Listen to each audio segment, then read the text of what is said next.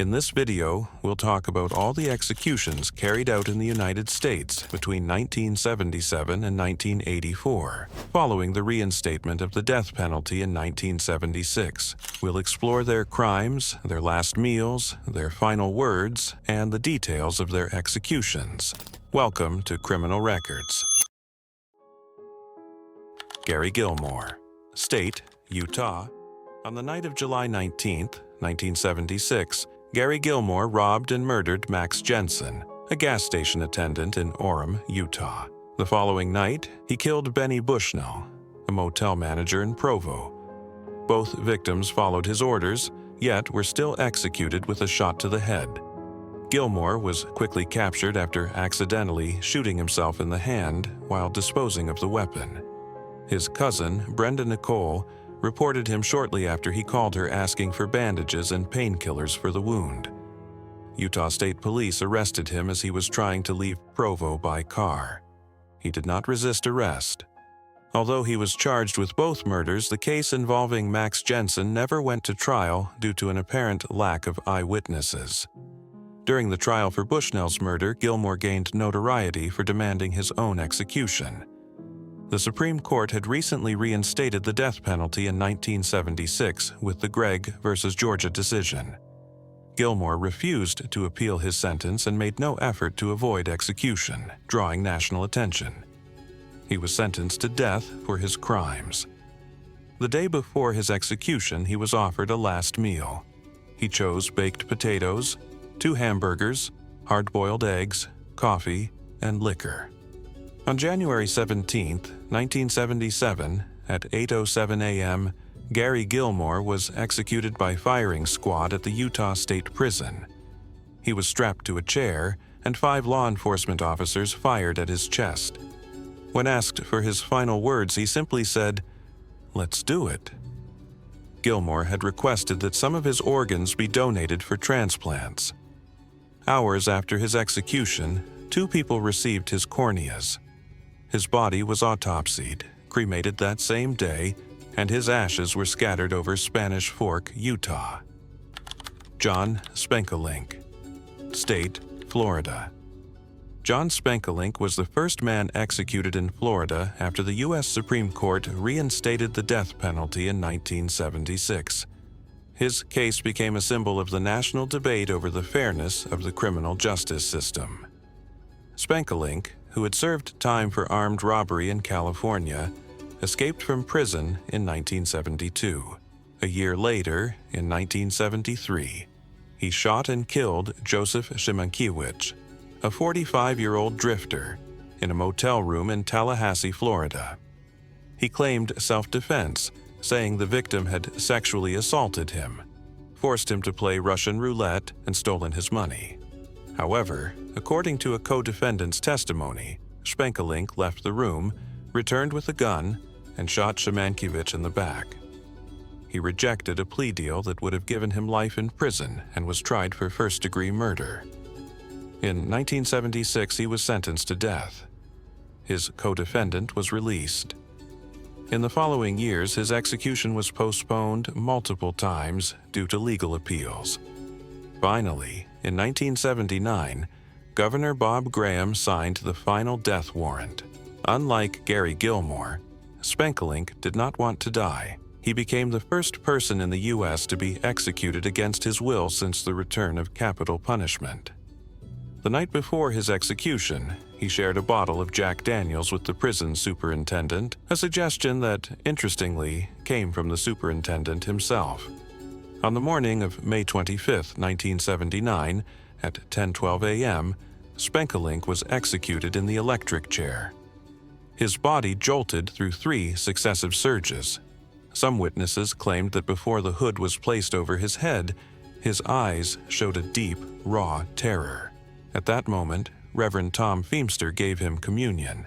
Spankolink's final words were, "Man is what he chooses to be. He chooses it himself. I love you."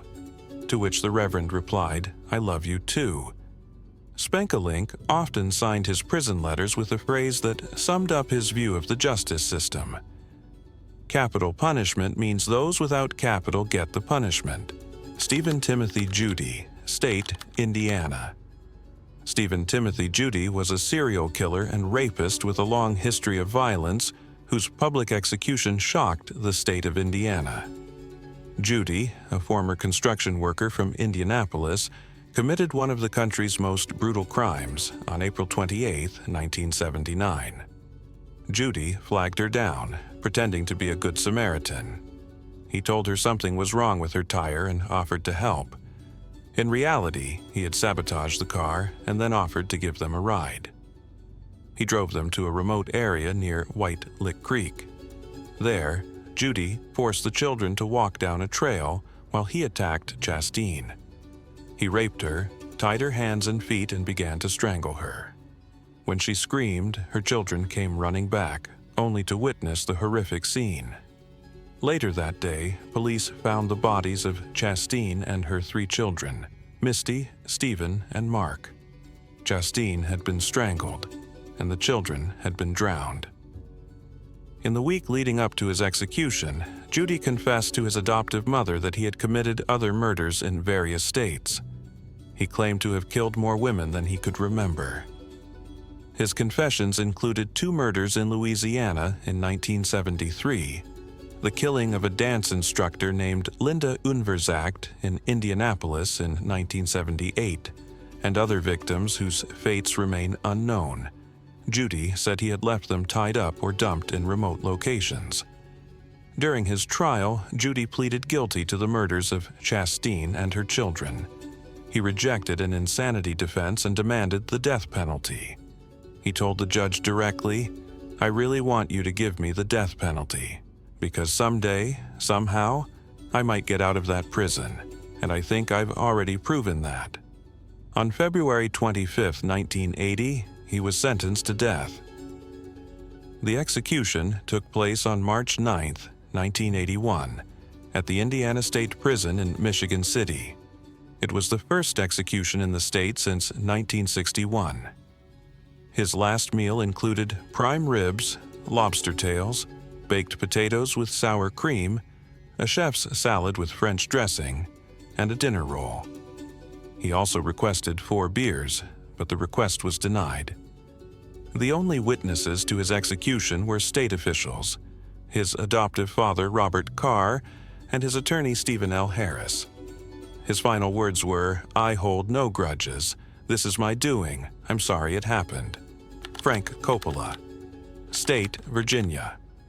Frank Copala was a former police officer from Portsmouth, Virginia, whose life took a dark turn into violence and crime.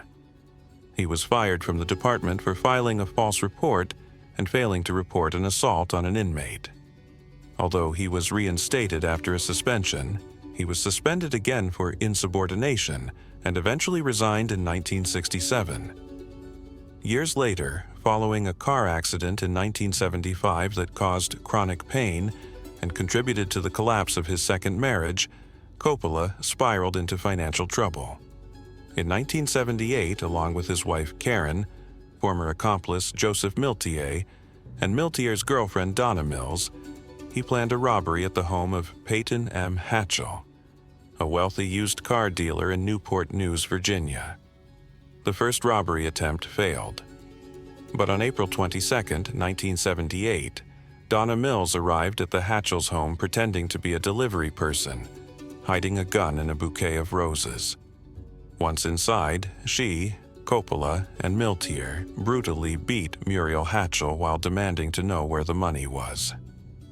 According to trial testimony, Copala was the one who repeatedly slammed Muriel's head into the floor. During the attack, Mr. Hatchell came home and was also severely beaten.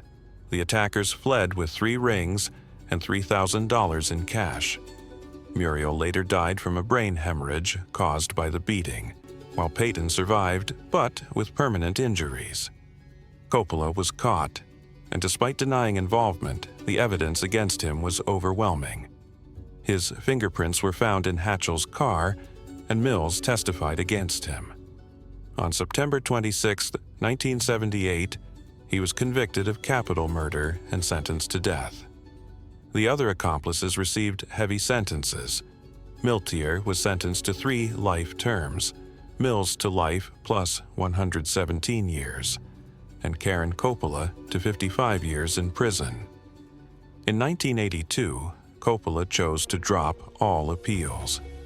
He said he didn't want to spend the rest of his life in prison and wanted to spare his family further suffering. He even said he would flip the switch himself when the time came. A day before his execution, his last meal was an egg and cheese sandwich. He was executed in the electric chair on August 10, 1982, at 11:27 p.m. at the Virginia State Penitentiary. His execution was controversial.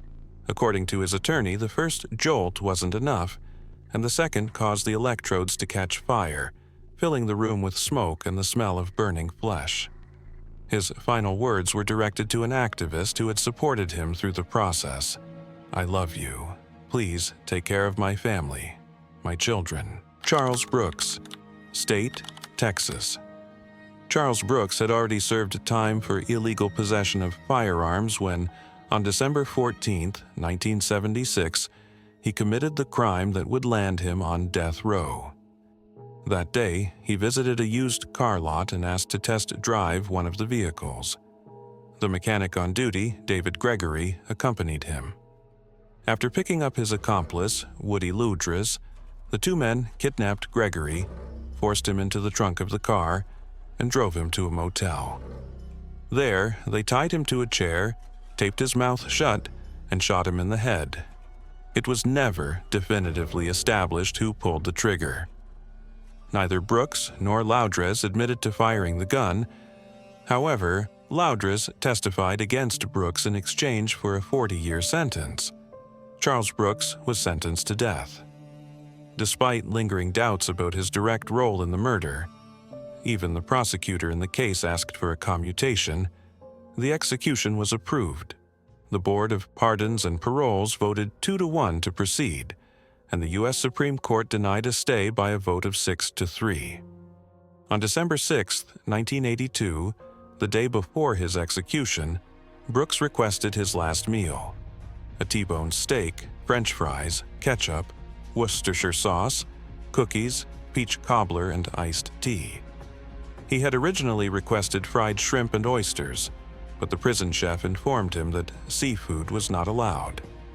On December 7, 1982, Charles Brooks was executed at the Huntsville unit in Texas. He was the first person in the United States to be executed by lethal injection. His final words were a verse from the Quran, spoken in Arabic: "Alhamdulillah, Rabb al-Alamin, al-Rahman al-Rahim, Malik Yawm al-Din." John Evans, State, Alabama. In 1976, John Evans was granted parole in Indiana. Shortly afterward, along with his partner Wayne Ritter, he launched a violent crime spree that lasted 2 months and spanned 7 states.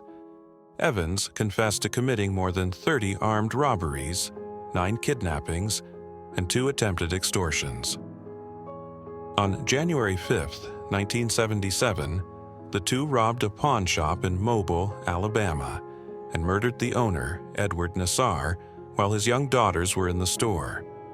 They shot him in the back before fleeing. The FBI captured them on March 7th in Little Rock, Arkansas. They were found in possession of the murder weapon and another stolen handgun. Evans offered a detailed confession, but prosecutors refused to accept it because they wanted a jury conviction and death sentence, as required by Alabama law. During the trial, Evans showed no remorse. He admitted to his crime and even threatened the jury, stating that if they didn't sentence him to death, he would escape and kill them all. The jury deliberated for only 15 minutes before finding him guilty and sentencing him to death. The sentence was reviewed and upheld by higher courts. His mother attempted to appeal as a next friend, but her request was denied. In 1982, Evans dismissed his attorneys and waived all remaining appeals. He was executed on April 22, 1983, by electric chair at Holman Correctional Facility in Alabama. The chair, nicknamed Yellow Mama, had been built by an inmate in 1927 and had not been used since 1965. At 8:40 p.m., the executioner flipped the switch for the third time. Evans was pronounced dead at 8:44 p.m., after a grueling 14-minute ordeal in which he was essentially burned alive. His last meal consisted of steak, shrimp, and French fries. However, one of his final requests was not honored, though the details were never disclosed. Before his death, Evans attempted to say a few words. He said, "I hold no grudges against anyone. I hate no one. Jimmy Lee Gray, State, Mississippi." In 1968, Jimmy Lee Gray, at the age of 19, was convicted for the horrific crime of taking the life of his 16-year-old girlfriend, Elda Louise Prince, in Arizona. He brutally attacked her and left her body in a railway canal. He was sentenced to between 20 years and life imprisonment, but was released in 1975 after serving only 7 years. A year later, in Mississippi, he committed another devastating crime. He was found guilty of taking the life of a 3-year-old girl, Doressa Jean Scales, who used to play with his cats. He took her to a wooded area where the tragic crime occurred. He confessed to everything during the police interrogation. He was sentenced to death in December 1976. Although initially the Mississippi Supreme Court ordered a retrial, the sentence was reinstated in 1978. His own mother, deeply affected, wrote to the governor and the court, asking for no further opportunities to be given. On September 2, 1983, Gray was executed in Mississippi's gas chamber, becoming the first person executed in the state since 1964. His last meal was substantial: burritos, enchiladas, rice, beans, salad, strawberries, milk, and a pizza, which he shared with a group of ministers before receiving communion. His execution was especially controversial. The chamber had no head support, causing Gray to violently hit his head against a metal tube while suffering spasms. Witnesses heard at least 11 groans before the room was evacuated, with Gray still alive. Later, his lawyer stated that the evacuation of the room was to prevent witnesses from seeing the cruelty of the procedure. It was later revealed that the executioner was under the influence of alcohol. Robert Austin Sullivan, State, Florida. On the night of April 8, 1973, Robert Austin Sullivan and his accomplice, Reed McLaughlin, went to the Howard Johnson's restaurant in Homestead, Florida, where Sullivan had worked as an assistant manager. There, they kidnapped 38-year-old Donald Schmidt, the new assistant manager. They tied his hands with tape, took him to a swamp in the Everglades, beat him with a crowbar, and shot him 4 times in the neck with a 12-gauge shotgun. They then stole his credit cards and watch. Sullivan was arrested on April 17th, and the police found the shotgun, pistol, crowbar, tape, and stolen items in his car. He confessed to the crime and implicated McLaughlin, who also confessed and agreed to a life sentence in exchange for testifying against Sullivan. Years later, Sullivan denied his guilt, claiming he had confessed while intoxicated and that his confession was coerced. He also alleged that his lawyer had not called witnesses who could confirm his alibi, that he was at a gay bar at the time of the crime. Sullivan claimed that the motive for the robbery was to pay off a blackmailer threatening to reveal his sexual orientation to his father. He was found guilty and sentenced to death on November 12, 1973. During his time on death row, he was described as a model prisoner. His execution was postponed several times until finally, on November 30, 1983, he was executed in the electric chair at the age of 36. He was the second person executed in Florida since 1976. His last meal consisted of steak, French fries, milk, and fresh strawberries. Before his death, he read a 2-page statement with several pauses due to emotion. His final words were addressed to his fellow death row inmates. "Despite what is about to happen to me, don't give up. I hold no grudges against anyone. May God bless us all." Robert Wayne Williams, State, Louisiana. On January 5, 1979, Robert Wayne Williams and his accomplice, Ralph Holmes, robbed an A&P supermarket in Baton Rouge, Louisiana. Both wore ski masks, and Williams carried a sawed-off 12-gauge shotgun. They approached the 67-year-old security guard, Willie Kelly, who was packing groceries. When Holmes tried to take Kelly's weapon, Kelly made a move with his hand. Williams shouted, "Don't even try it," and shot Kelly in the face at point-blank range. They then completed the robbery. During the assault, Holmes struck a customer, and Williams accidentally shot 2 people in their feet. The police received an anonymous tip implicating Williams, his wife, and Holmes. All were arrested, and both Williams and his wife confessed to the crime. Williams was convicted of first-degree murder and sentenced to death on May 30, 1979. Holmes received a life sentence. Although Williams maintained that the shooting was accidental and did not testify at his trial, the verdict stood. The police chief criticized the security company for failing to properly train Kelly, who had not even been trained for the position. On December 14, 1983, Williams was executed in the electric chair at the Louisiana State Penitentiary, being declared dead at 1:15 a.m. He refused his last meal. He became the first person executed in Louisiana since 1961, and the first after the reinstatement of the death penalty in 1976. He was also the second black person executed in the United States since that date, and the first for killing a black victim. His last words were, "I told the truth about what happened. I'd like this to be remembered in Louisiana and across the country as a warning against the death penalty. Let them see that it doesn't work, and it never has. To those who fight against the death penalty, keep fighting, not just for me, but for everyone." John Eldon Smith, State, Georgia. On August 31, 1974, John Eldon Smith, his wife Rebecca Turpin, and an accomplice named John Marie conspired to murder Ronald Akins and his new wife, Juanita. Rebecca, Ronald's ex-wife, planned to collect a $53,000 life insurance payout after his death. Smith and Marie lured the couple to a construction site in Bibb County, Georgia, under the pretense of installing a television antenna. When Ronald and Juanita arrived, both were ambushed and shot with a shotgun while still in their car. Rebecca was not present at the crime scene as she was in Miami at the time. The bodies were discovered hours later by a pilot flying over the area. After an investigation, all 3 involved were arrested in October 1974. Marie cooperated with authorities, testifying that the original plan was to drug Ronald, but when Juanita accompanied him, they decided to kill both of them instead. In exchange for his testimony, Marie received 2 life sentences. John Eldon Smith was convicted after a 3-day trial. Rebecca was also sentenced to death but later received a new trial, claiming underrepresentation of women on the jury.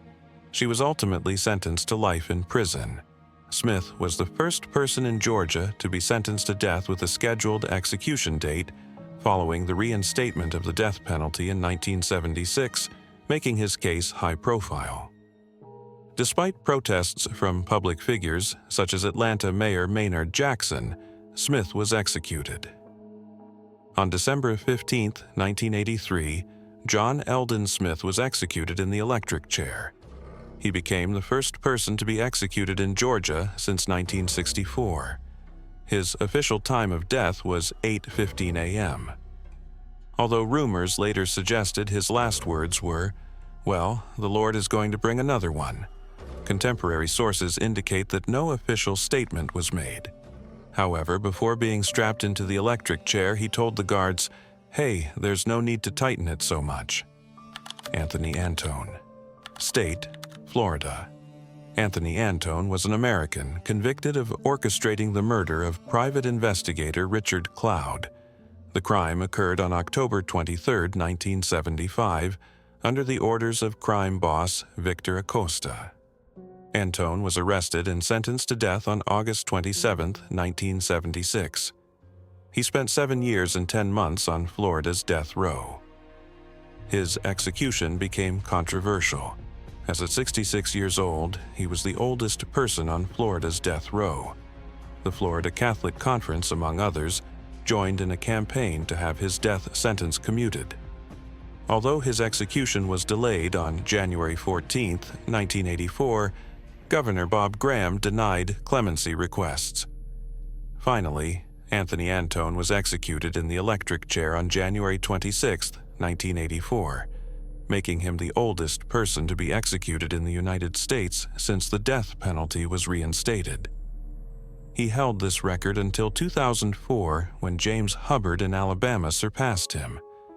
Before his execution, visibly distressed, he said, "I'm very upset. I don't know what to say, really. How much time do I have? I want to apologize to my parents. I feel remorse for the 2 boys I killed, but it's hard to show it." John Albert Taylor, State, Utah. On June 23, 1989, in Washington Terrace, Utah, Sharon King returned home and faced one of the most devastating scenes a human being can encounter. She found her 11-year-old daughter, Charla, without vital signs. The crime was brutal. The young girl had been attacked in her own bedroom in what, according to the prosecution, was a premeditated act with deeply disturbing intent. John Albert Taylor, a man with a criminal history who had arrived from Florida just days before the murder, was identified as the prime suspect. His own sister alerted authorities after learning details that implicated him. Taylor's fingerprints matched those found at the scene, and witnesses placed him at the apartment at the time of the crime. Despite his attempts to claim he had only entered to rob, the physical, forensic, and testimonial evidence contradicted him. The trial began in November 1989. Taylor waived his right to a jury, and on December 5th of that year he was found guilty of murder and other serious crimes. During the sentencing phase, details of his difficult childhood and time in mental institutions were presented, but the judge concluded that the crime outweighed any mitigating factors. He was sentenced to death. The night before his execution, Taylor requested a large, abundant meal, a large ambassador pizza with thin crust, topped with onions, mushrooms, spicy peppers, sausage, pepperoni, ham, and extra cheese. He accompanied it with a Coca-Cola. The meal was shared with his uncle, his former lawyer, and a priest who spent his last night with him. Taylor, nervous, requested antacids that night and refused more food when offered. In a symbolic gesture, he handed his glasses to the prison director before being escorted to the execution chamber, saying, "There's no need for them." Taylor chose to die by firing squad, becoming the first inmate to be executed by this method in the United States since 1977. He declined sedation. At 12:03 a.m. on January 26, 1996, 5 volunteer officers fired. 4 bullets were real, and 1 was made of wax, so no shooter would know which one fired the lethal shot. Taylor was declared dead at 12:07 a.m. His final words before being executed were, "I would like to tell my family and my friends, as the poem goes, remember me, but let me go." James David Autry, State, Texas.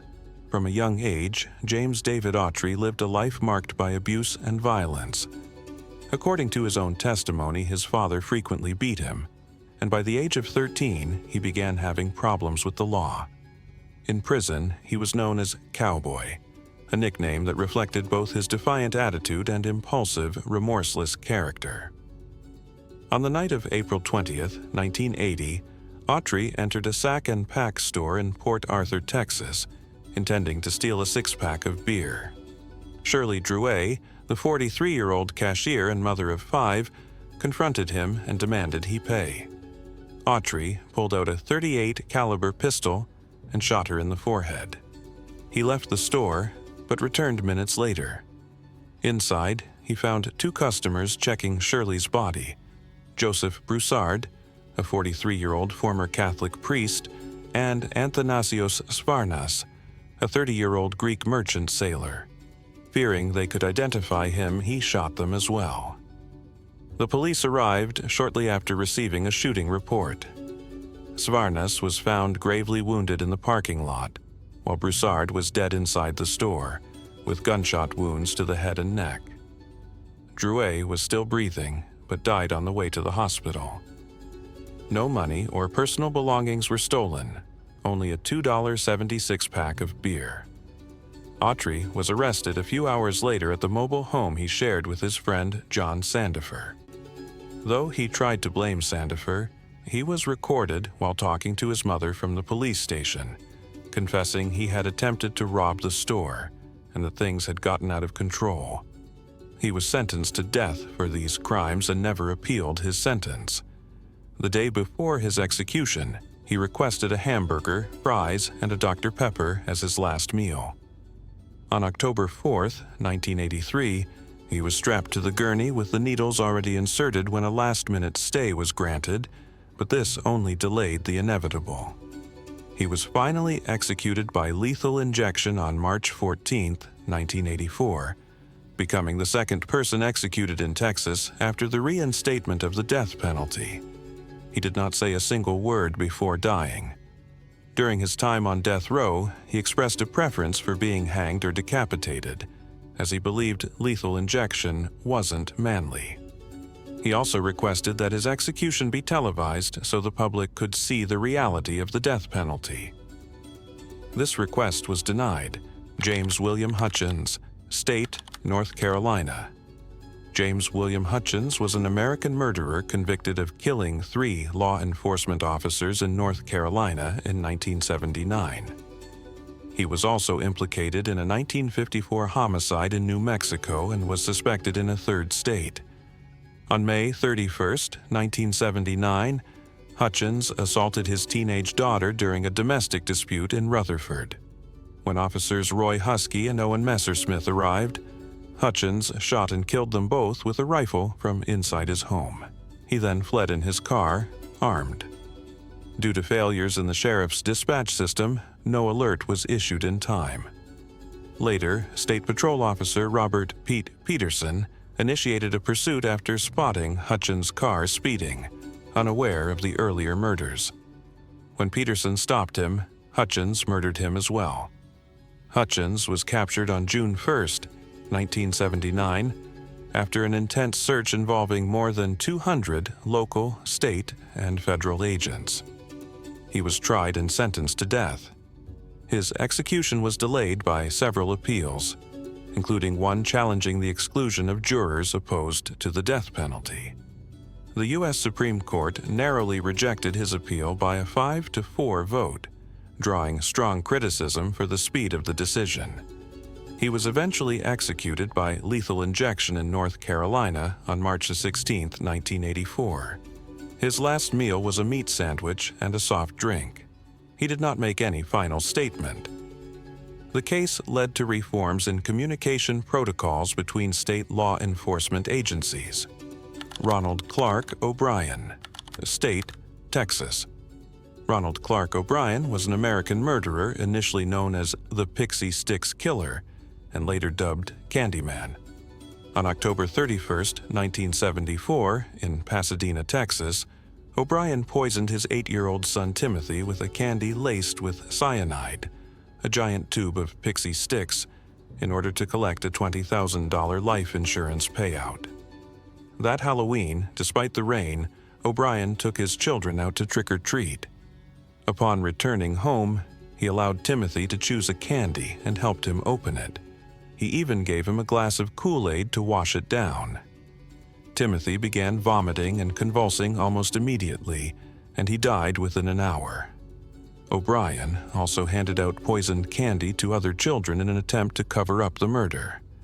However, none of the other children ate the candy. Investigators found that O'Brien was in significant financial debt and had purchased several life insurance policies for his children, including one for $31,000 just days before the crime. During the trial, his premeditated plan and his sole motive, money from the insurance, became evident. He was convicted and sentenced to death. The day before his execution, his last meal consisted of a medium-rare beef steak, French fries with ketchup, corn on the cob, sweet peas, lettuce and tomato salad with egg and French dressing, iced tea, sweetener, crackers, Boston cream pie, and rolls. On March 31, 1984, OBrien was executed by lethal injection.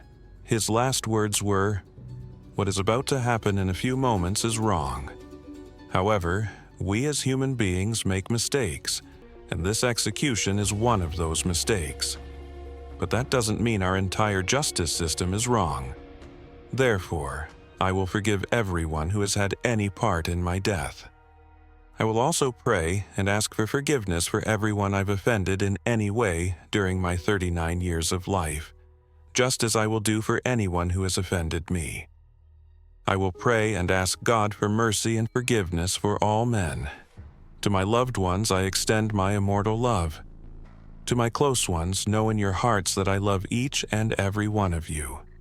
God bless you all, and may God's best wishes always be with you. Elmo Patrick Sonier, State, Louisiana. On November 4th of that year, David LeBlanc and Loretta Ann Bourque were at a remote location in St. Martin Parish after a school football game. Around 1 a.m., the Sonier brothers, Elmo Patrick Sonier, 27, and Eddie James Sonier, 20, approached them armed with sombonu, caliber rifles pretending to be police officers. With a fake badge, they told the young couple they were being arrested for trespassing. They handcuffed both victims, put them in a car, and drove them to an oil site. There, Elmo raped Loretta, and then, under the promise of letting them go if she complied, she was also forced to have sex with Eddie. Despite the promises, the brothers decided to kill them to prevent them from reporting the crime. They made them lie face down in a ditch and shot them multiple times. They attempted to cover up the evidence by burying the guns and getting rid of the victims' driver's licenses. A car Jack found in Elmo's vehicle was crucial in linking them to the crime. Elmo confessed multiple times, including during his transfer to prison.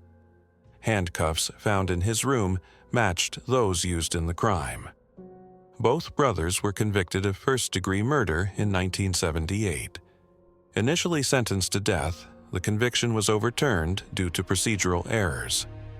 In a second trial, Eddie attempted to take full responsibility, but the state reaffirmed that Elmo was the main perpetrator. Eddie was sentenced to life in prison without parole because he was a minor at the time of the crime. Elmo's execution was scheduled for April 5, 1984. The night before, his lawyer appealed to the Supreme Court based on an alleged confession by Eddie to a former cellmate, but it was rejected. Sister Helen Prejean, who had been his spiritual advisor, was with him in his final hours, as were the parents of the victims. His last meal was a steak. In the execution chamber, Elmo addressed David LeBlanc's father with his last words. "I understand how you feel. I have no hatred in my heart. As I leave this world, I ask God to forgive me for what I did. I also ask you to forgive me for what I did." He was executed in the electric chair, known as Gertie Horripilante, and was declared dead at 12:15 a.m. on April 5, 1984. Eddie James Sonier died in prison in December 2013 at the age of 57. Arthur Frederick, State, Florida. Arthur Good was a criminal convicted of a series of serious offenses involving minors, culminating in his death sentence in Florida. From a young age, Good displayed troubling behaviors.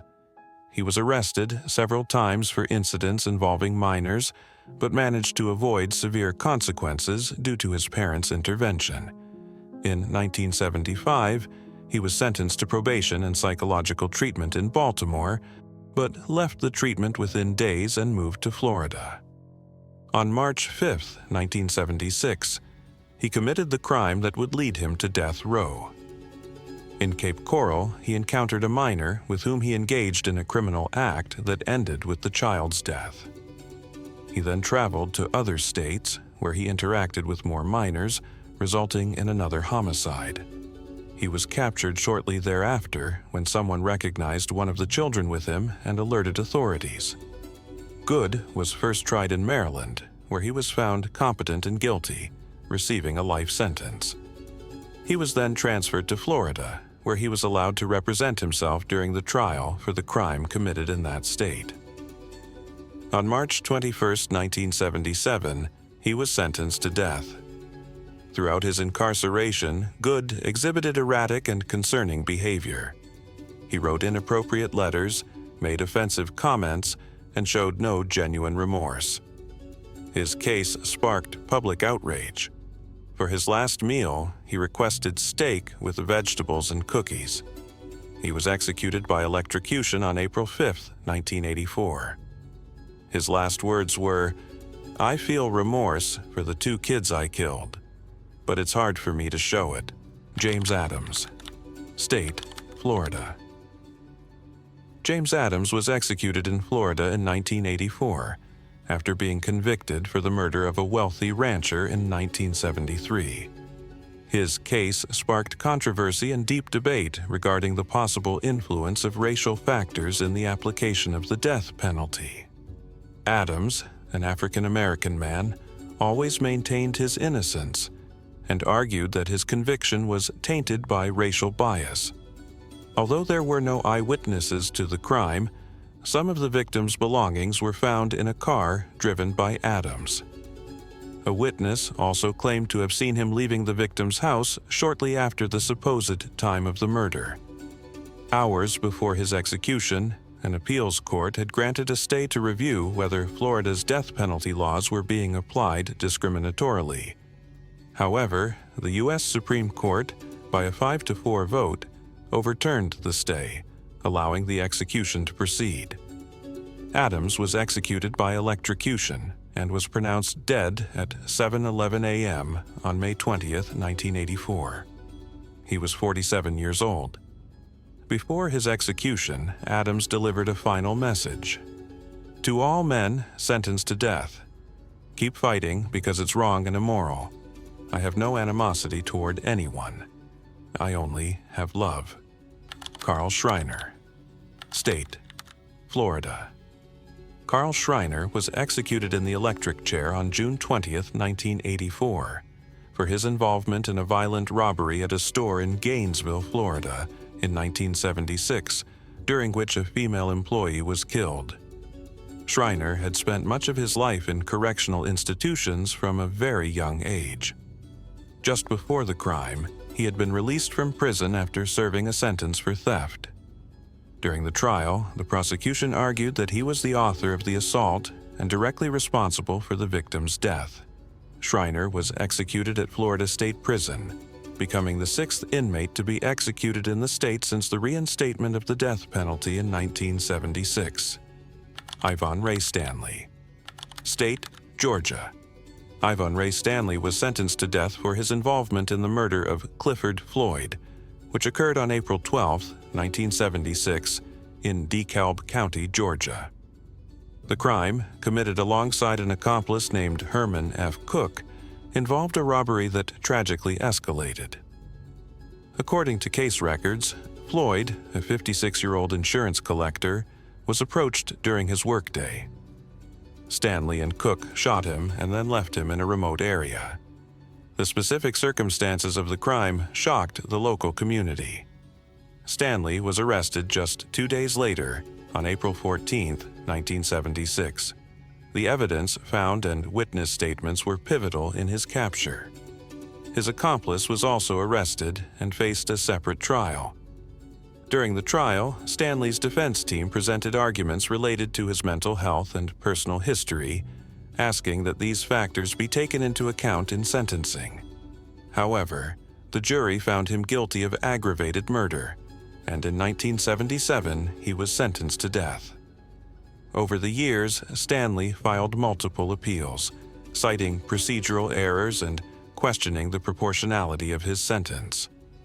Despite these efforts, his conviction was upheld in several judicial rulings. On July 12, 1984, Ivan Ray Stanley was executed at the Georgia Diagnostic and Classification Prison. He was 28 years old at the time of his execution. In his final statement, he briefly expressed regret, though his words were received with mixed interpretations. Stanley's case left a mark on Georgia's legal history, not only because of the nature of the crime, but also because it was one of the few executions recorded on audio, which sparked a debate about transparency and ethics in the application of the death penalty. David Leroy Washington, State, Florida. David Leroy Washington was executed for a series of murders committed over a 10-day period in 1976. His crime spree began on September 20th, when he and an accomplice killed Pastor Daniel Pridgeon. While the accomplice distracted the victim, Washington fatally stabbed him. 3 days later, on September 23rd, they murdered Katrina Burke, who was known as a drug dealer, and severely wounded other occupants in her house. Then, on September 27th, Washington lured Frank Melly under the pretense of completing a car sale. He tied Melly to a bed for 2 days and on September 29th stabbed him 11 times, burying his body in the backyard. Washington was arrested, confessed to the murders, and was convicted of 3 counts of first-degree murder. His case reached the U.S. Supreme Court, which used it to set precedents regarding the quality of legal counsel for indigent inmates. He was executed in the electric chair on June 13, 1984, at the Florida State Prison at the age of 34. In his final statement, he expressed regret. "I regret all the pain I have caused. If my death brings any relief, so be it."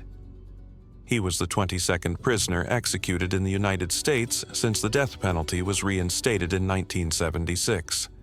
Ernest John Dobert Jr. State, Florida. Ernest John Dobert Jr., 46 years old, was convicted of first-degree murder for the killing of his 9-year-old daughter, Kelly Ann, and second-degree murder for the death of his 7-year-old son, Ryder Scott. Kelly's murder occurred on December 31st, 1971, and Ryder's in 1972. Although the bodies were never found, evidence revealed a history of extreme abuse.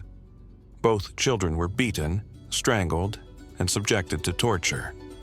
Dobert was also convicted of torturing his 11-year-old son, Ernest John Dobert III, and abusing his 5-year-old daughter, Anna Ray. He was arrested in Duval County, Florida, and convicted in 1974. The jury recommended a sentence of life imprisonment by majority, but the judge overturned this recommendation, citing the brutality of the crimes, and sentenced him to death. During his execution, Dobert made no final statement. He shook his shaved head and calmly said, "No, no," in front of a microphone held by the prison superintendent, Richard Duggar. Just before receiving the electric shock, he winked at his pastor, Reverend Melvin Biggs. He was executed in the electric chair on September 7, 1984, at the Florida State Prison. Dobert was the 8th man to be executed in Florida after the reinstatement of the death penalty in 1976 and the 23rd nationally. In his final days, he had an emotional reconciliation with his surviving daughter, Anna Ray. Timothy George Baldwin. State, Louisiana. Timothy George Baldwin was convicted for the murder of 85-year-old Mary James Peters, a blind woman and his former neighbor, as well as the godmother of his youngest son. The crime occurred on April 4, 1978, in West Monroe, Louisiana, during a home robbery. Peters was brutally beaten with a frying pan, a stool, a telephone, and a small television. Baldwin was executed in the electric chair on September 10, 1984. James Dri Henry, State, Florida. On March 23, 1974, in Orlando, during a robbery, James Dri Henry broke into the home of Zellie Riley, an 81-year-old civil rights leader. He bound, gagged, and slashed Riley's throat with a knife. He then brutally beat him with his fists and a pistol, stealing several valuables and $64 in cash. The following day, Riley failed to appear at church, prompting his family to alert the authorities. The police discovered his body after conducting a welfare check. Henry's fingerprints found at the crime scene directly linked him to the murder. 5 days later, Detective Ronald E. Ferguson approached Henry for questioning. Henry attacked him, stole his gun, and shot him in the chest and abdomen. Ferguson managed to survive the attack. In June 1974, Henry was convicted of first-degree murder and sentenced to death. His execution was initially scheduled for December 1979, but it was postponed. The execution sparked significant controversy. Civil rights leaders, including Jesse Jackson and Coretta Scott King, called for clemency, arguing that the conviction was racially motivated. William Riley, the victim's son, also opposed the execution, stating that his father loved peace and despised revenge. However, Governor Bob Graham upheld the execution order. On September 20, 1984, James Dri Henry was executed by electrocution in Florida. His last meal consisted of a dozen oysters with hot sauce and crackers. When asked if he had any last words, he declared, "My last words are, I am innocent." He was declared dead at 7 a.m. His case remains one of the most controversial in the history of the death penalty in Florida. Lynwood Earl Bryley, State, Virginia. Lynwood Earl Bryley, along with his brothers James Dyro, J.B. Bryley Jr., and Anthony Ray Bryley, formed a trio of serial killers responsible for a violent crime spree in Richmond, Virginia in 1979. Lynwood had already committed a murder in 1971, for which he spent a year in a juvenile detention center. In 1979, the three brothers, with the help of Duncan Eric Meekins, unleashed a massacre that resulted in at least 11 deaths, with 2 people managing to escape. Lynwood and J.B. were sentenced to death. During the trial, Meekins agreed to cooperate with authorities and provided details of the crimes in exchange for avoiding the death penalty. He was sentenced to life in prison plus 80 years under an alias in a facility outside the state. Anthony Bryley was sentenced to life in prison with the possibility of parole, as his involvement was considered lesser. Lynwood was sentenced to death for the kidnapping and murder of Mary Gowan Gallagher. In 1984, Lynwood and J.B. led a daring escape from death row at the Mecklenburg Correctional Center, along with 4 other inmates. During the escape, they planned to kill the guards with isopropyl alcohol, but other inmates intervened to prevent it. They also attempted to sexually assault a nurse, but were stopped by another prisoner. After 3 weeks on the run, both were recaptured. Lynwood was executed by electrocution on October 12, 1984. His last meal included filet mignon, baked potato, peas, salad, rolls, cake, peaches, punch, and milk. His final words before being executed were, "I am innocent." Ernest Nighton Jr., State, Louisiana. Ernest Nighton Jr. was convicted of the murder of Ralph Schell, a 52-year-old gas station owner in Bossier City, Louisiana. The crime occurred on March 17, 1981, during a robbery attempt. Nighton shot Schell, killing him on the spot. During the trial, Nighton acknowledged his guilt and expressed remorse.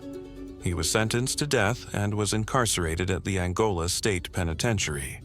On October 30, 1984, he was executed by electrocution at the age of 38. Before his execution, he had studied images of the electric chair to gather the courage for the ordeal. His last meal consisted of a T-bone steak, rice, French fries, 4 slices of toasted bread, and a strawberry milkshake. His final words were, "I am sorry, more than I can express. Mr. Schell is dead, and I am responsible. I am sorry for Mrs. Schell and for all of her family and friends. I am sorry for my mother, my family, and everyone who will mourn my loss. I have asked God to forgive me. I must say that what you do is wrong. If I thought that my death would bring Mr. Shell back or save someone from murder, I would offer myself, but I know that it will not. Killing does not teach respect for life. I urge you not to kill anyone else.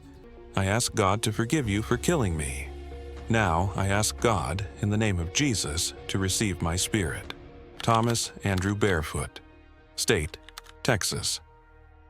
On August 7, 1978, Harker Heights police officer Carl Levin, 31, was shot in the head while attempting to stop a suspect for arson. The assailant fled the scene but was arrested 2 days later at a bus station in Houston, Texas. He was carrying a .25 caliber pistol and was identified as Thomas Andrew Barefoot, a 37-year-old fugitive from Louisiana, wanted in New Mexico for the rape of a 3-year-old girl. Barefoot had an extensive criminal record, including charges for aggravated assault, hit and run, sexual abuse, attempted rape, armed robbery, and drug and weapon-related offenses. 2 former roommates testified that Barefoot had expressed his intention to kill a Harker Heights police officer as revenge for a previous arrest, although Levin was not his original target. In November 1978, after a 3-day trial, Barefoot was found guilty of capital murder and sentenced to death. On the day of his execution, he was allowed to speak with family members, receive visitors, smoke cigarettes, and eat his favorite meal: soup with crackers, chili with beans, steamed rice, seasoned mustard greens, spicy beets, and iced tea. His final statement was, "I hope that someday we can remember the evil we are doing right now, like the witches we burned at the stake. I want everyone to know that I hold no grudges. I forgive everyone. I hope that all of those I've wronged will forgive me. I've been praying all day that Carl Levin's wife will be free from the bitterness in her heart, because that bitterness she carries within her will send her to hell as surely as any other sin. I regret everything I've done to you. I hope you forgive me. Sharon, say goodbye to all my friends. You know who they are: Charles Bass, David Powell." He was executed by lethal injection on October 30, 1984, 7 minutes after the execution of Ernest Nighton Jr. in Louisiana. Velma Barfield. State, North Carolina. In the 1970s, Velma Barfield caused the death of her boyfriend, Roland Stewart Taylor, by poisoning him with arsenic in his tea and beer. However, investigations revealed that her story was much darker, as she was also implicated in the death of her ex-husband, Jennings Barfield, in 1970. In 1976, Velma began working as a caregiver at a nursing home, where she was involved in several suspicious deaths of the people she cared for. Among them were her mother, Lillian Bullard, who died suddenly in 1974, and Dolly Edwards and her husband Montgomery Edwards, who both died under suspicious circumstances in 1977. It was at this nursing home where suspicions about Velma began, as it was discovered that she had been involved in the deaths of Dolly and Montgomery Edwards. When the body of her ex-husband, Jennings Barfield, was exhumed, it was also found to contain arsenic. This eventually led to her arrest. During Velma's trial, she was only judged and convicted for the death of Roland Stewart Taylor. She was sentenced to death and held in a North Carolina prison, where she became the only woman on death row at that time. On November 2, 1984, hours before her execution, she requested as her last meal a bag of cheese doodles and a Coca-Cola. During her final moments, dressed in pink pajamas and an adult diaper, her last words were, "I know everyone has gone through a lot of pain. All the families are connected, and I am sorry, and I want to thank everyone who has supported me through all of these 6 years." After receiving the lethal injection, doctors confirmed her death hours later. Velma Barfield became the first woman executed in the United States after the reinstatement of the death penalty in 1976. Timothy Palms, State, Florida. Timothy Palms was convicted for the murder of James N. Stone, the owner of a furniture store in Jacksonville, Florida. On October 4, 1976, Palms and his accomplice, Ronald Straight, lured Stone to the apartment of his secretary. There, they struck him with a hammer, tied his hands and feet with wire, and locked him in a wooden box that had been specifically built for this purpose. For approximately 30 minutes, the victim was brutally beaten, tortured, and mutilated. His fingers were amputated as he begged for his life. Finally, they stabbed him 18 times with a butcher knife and a machete. The box containing his body was then thrown into the St. Johns River. The motive behind the crime was robbery. They stole Stone's money, watch, and car, while Stone's secretary, Jane Allen, stole $2,800 from the store. Palms and Straight fled the state but were eventually captured in California. Palms confessed to the crime, and the coffin was recovered from the river. Both were tried separately, convicted of first-degree murder, and sentenced to death. A third accomplice, Albert, received immunity in exchange for testifying against the others. Timothy Palms was executed in the electric chair on November 8, 1984, at 10:03 a.m. in Stark, Florida. He was 33 years old. His last words were, "The love of my family has been my strength. That's all. Goodbye." Alpha Otis O'Daniel Stevens, State, Georgia. Alpha Otis O'Daniel Stevens was convicted of the murder of Roy Asbel, which occurred on August 21, 1974, in Twiggs County, Georgia. At the time, Stevens had escaped from the Houston County Jail, where he was serving a life sentence for another murder. During his escape, Stevens broke into the house of Charles Asbel, allegedly accompanied by another man. While looting the house and loading several weapons, including a Magnum .357 revolver, into a 1972 Dodge, Roy Asbel, father of the homeowner, arrived in his vehicle. Stevens later stated that Asbel became alarmed upon seeing the rifles in the car and drew his own weapon. At that moment, Stevens shot and killed him. Stevens was found guilty of murder at the Bleckley County Superior Court on January 20th and 21st, 1975. After exhausting all appeals, he was executed in the electric chair in the early morning of December 15, 1984, in Georgia. He was 39 years old. The execution became notorious due to a procedural error. The first electric shock, which lasted for 2 minutes and was administered at 12:18 a.m., failed to kill him. His chest continued to rise and fall, and he breathed 23 times during the 6 minutes of waiting before the medical team could examine him. At 12:24 a.m., a second shock lasting 2 minutes was applied. Stevens was declared dead at 12:37 a.m. The prison officials were unable to explain what went wrong. It was the 20th execution in the United States in 1984, and the third in Georgia that year. Robert Lee Willie, State, Louisiana. Robert Lee Willie was a serial killer who confessed to 5 murders in Louisiana between 1978 and 1980. He was sentenced to death for the rape and murder of 18-year-old Faith Hathaway, a crime he committed alongside his accomplice Joseph Jesse Vaccaro. They were also involved in the kidnapping and abuse of Debbie Cuevas, as well as the attempted murder of Mark Brewster, who survived but was left with lasting injuries. Willie also had a prior conviction for the murder of Dennis Hemby in 1978. While on death row, he received spiritual guidance from Sister Helen Prejean, who later wrote about their relationship in the book Dead Man Walking. Willie was executed on December 28, 1984, 5 days before his 27th birthday. His execution was the 6th in Louisiana within a span of 13 months. For his last meal, he chose fried fish, oysters, shrimp, French fries, and salad. His execution was witnessed by his family, Sister Prejean, and the parents of Faith Hathaway.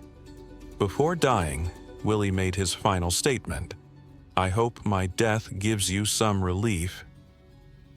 Killing people is wrong. That's why I've been sentenced to death.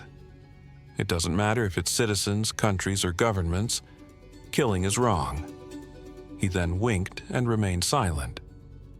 Sister Prejean, who was with him until the end, stated that the wink was a gesture of peace. However, others interpreted it as an act of defiance.